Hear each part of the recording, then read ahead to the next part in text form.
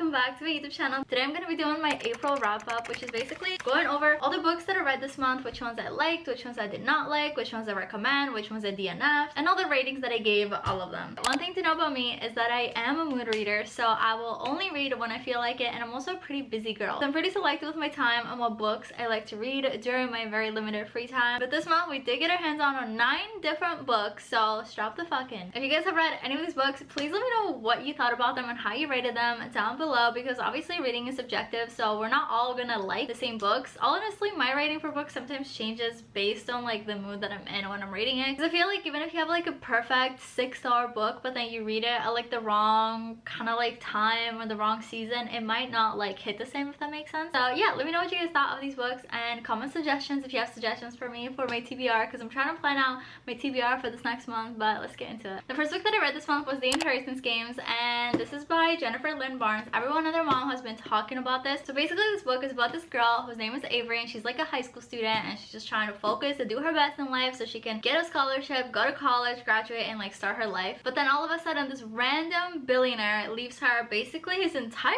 fortune. The only catch is that she has to up and move and go live in his estate with all of his living family. Basically the whole story is this girl trying to figure out who this billionaire is, why he chose her, why he didn't leave his inheritance to all his living family that is obviously still there. And she's also trying to figure out who she can trust from this family, because everyone's kind of scared. This book literally kept me on my toes because I'm paranoid as it is, so I was not trusting anybody. Everything was basically like half truths and like he said, she said. We're never really getting the full story to anything that was being told, so she just like did not know what to believe, who to believe, who was like a good person, who's a bad person, who was like out for her. And so it was very interesting. The billionaire that left her all his money is also very big into riddles and puzzles and games and everything like that. He's like left behind all these like random clues and pieces to the puzzle, so she's basically trying to decode that the entirety of this book until we finally get to the end where she figures out like what actually happened. I really liked their main character, and I also liked all the other side characters. Like the billionaire had 4 grandsons, and they're all very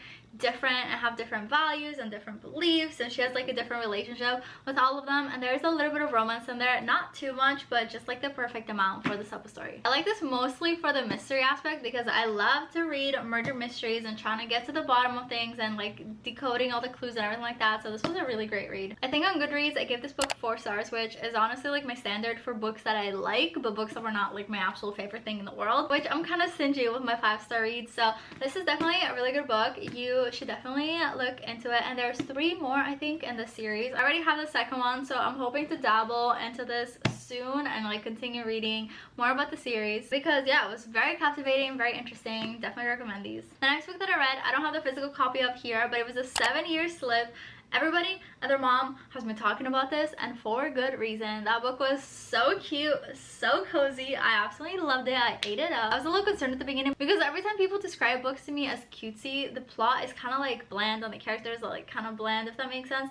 So I was kind of cautious about it, but it was really, really good. It kind of reminded me of a movie that I watched way back in the day when I was a kid about like some lake house, and they have like a time slip as well. If you don't know what the book is about, it's basically about this girl, publicist, and she's trying to like figure out her life and get her shit together, and she falls in love with her temporary roommate, which is a guy that is trying to be a chef. And then eventually they found out that he's living 7 years in the past. There's a lot of time jumping back and forth, but it's out of her control when it decides to happen. So it kind of had me at the edge of my seat the whole time, because she could not just like go like this back in time. So all of the moments together were kind of like special, because you knew that they were not available 24/7, and then didn't know when was the next time they were gonna see each other. But yeah, this was very well done. I absolutely loved their chemistry. I really enjoyed the time jumps. I really enjoyed the relationship and how it was evolving, and I absolutely loved the nickname that he gave her. It was so cute, so wholesome. I'm pretty sure I gave the book also 4 stars. After reading the 7-year slip, I basically spiraled into a romance obsession, and that's all I wanted to read. So I started with the fine print. If you guys haven't heard of it, it's book 1 of the Billionaire Dreamland series. This book lays it down heavy on the grumpy sunshine trope. So one of the main characters is Rowan, and he's like a successful billionaire guy. He's about to inherit a big chunk of money, but in order to do that, he has to complete the task of working on the creative side of this dreamland dreamland, which is kind of like Disneyland. He's like really grumpy, very reserved, has family trauma, has trust issues, thinks everyone is always out to use him because of like his money and his resources. And then we have Zara, who is literally such a cutie patootie. She's like very happy, all sunshine and rainbows, and like nothing can bring her down. She's the best in all the people, and she's just like this loving ball of like good energy. Absolutely love her character, her personality, her outlook, how she just like sees life. Absolutely ate that up. She gets hired to work on the same project, so they're working together, so they have the close proximity. They have the forbidden romance trope because he's like her boss. It sounds a lot of like mixed reviews online, but I personally really enjoyed it for what it was. It was like a cute little romance. And there's also 2 more books in the series, but I hear that the second and the third book, which are by his brothers, are actually way better, so I cannot wait to get my hands on those.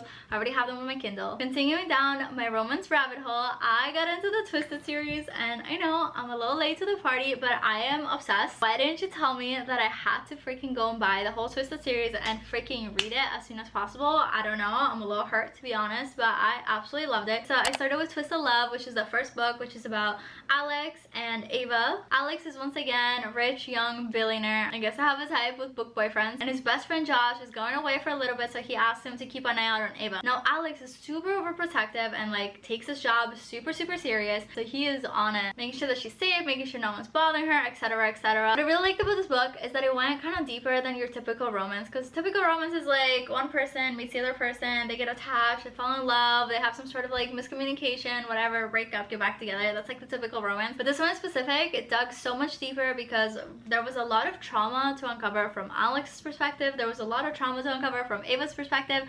Both of them were just kind of going through it and had some stuff to figure out. So it was really cool that there was like another little subplot in there from that. I did find that one section of the book, and if you've read it, you know what I'm talking about, was a little bit rushed. Kind of like a big important plot point happened, and then we just like jumped right over it, and I felt like that just needed more time and more energy and just like maybe some more pages to kind of like explain what happened and like explain the transition from it and how it affected everybody. But other than that, I gave the book 4 stars. It was great. I loved it, and it got me hooked with the Twisted series. Then I continued on reading Twisted Games, which is the second one in the Twisted series. Oh my god. So this book is about Bridget, who is Ava's best friend from the first one, and she's like a real life princess. So far we watched her a little bit just like being college and hanging around with Ava and suddenly get introduced into the series. But second book, she has to go back to her home country and get properly trained so she can become a queen, because her brother, who was supposed to be the king, he was like, hell no, I'm gonna go get married for love, I'm not trying to do all that. So Bridget's the one that now has to take over. Okay, so her bodyguard follows her there and they get involved, and oh my god, I absolutely loved Reese. He's my favorite book boyfriend to this day. It's like so tall and handsome and such a gentleman, treats her like a queen. Absolutely love him. And obviously bodyguard, super protective, so I ate that up. Obviously they're not allowed to be together because she's like royalty and then he's just her bodyguard, so there's a little bit of forbidden romance, a little bit of sneaking around. Super fun to read about. I was literally hooked onto what was gonna happen. There's always like some sort of like plot twist or kind of like something unexpected that happens in all of the Twisted books that I've read so far, and I literally ate it up. Absolutely loved it.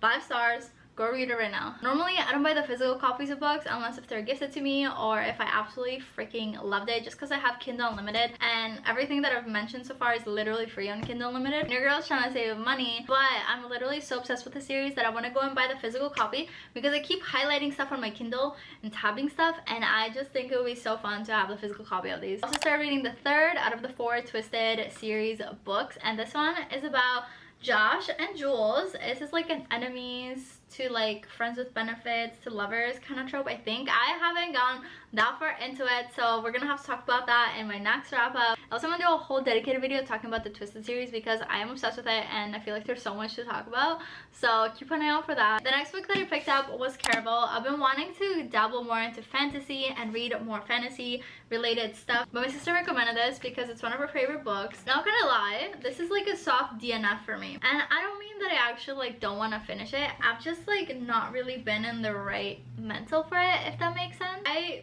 have barely given this a chance. I feel like it's unfair to DNF books before you get to like page 50, 60, 70 range, because like that's when you truly understand what's happening and like the plot and who the characters are and everything like that. But compared to other books that I've read this year, this is just like not as catchy at the beginning, and it did not like suck me in right away. But it is my sister's favorite book, so I am definitely gonna read it.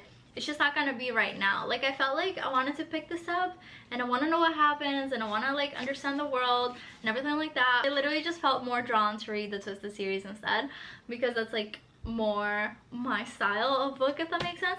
But I do want to give this a chance. If you read this, let me know what you think. Is this worth finishing? I'm only literally like on the 3rd chapter, page 33. I haven't even gone to the world where like all the games and everything happen, so I feel like it's unfair for me to DNF this. But I would just say for the time being, it's like a pause, like a very soft DNF. Definitely plan on reading this, and if I like it, I'm definitely gonna read the rest of the series because my sister already has a physical book, so that would be really fun and really easy. But yeah, that's where we stand right now. And then outside of that, I've also been reading not one but 2 other books, but those are for another video. I had my boyfriend go to the bookstore and pick out books that he thinks I would enjoy. You're regretting doing this now. Yeah. I have no shy. I'm not shy. I'm ready for this. These are the 2 books? Yes. I think that you're gonna end up liking this one more than this one, but I think that this one will be like a new experience. I'm doing a whole dedicated video for those, so keep an eye out for that if you want to see what books those are, because I'll go obviously more in detail about why they were chosen and what I thought about them. To give you a hint, the books that my boyfriend chose, it's a little bit of romance, a little bit of mystery, and a little bit of fantasy mixed in together. So if you want, you can guess what books he chose, but there's gonna be a whole dedicated video on that. So that's all that I read this month. If you guys have suggestions based on the book that I said that I liked, let me know below, because I am obsessed with reading and I want to read literally every freaking book. My collection of books that I want to read is just like growing non-stop. I am gonna do my May TBR soon, so keep an eye out for that. It's gonna be a whole dedicated video of all the books that I'm hoping to read in this next coming month. Before I pick them out, you should comment your suggestions below. That's it for me. Thank you guys so much for watching. I hope you enjoyed, and I'll see you in the next one. Bye!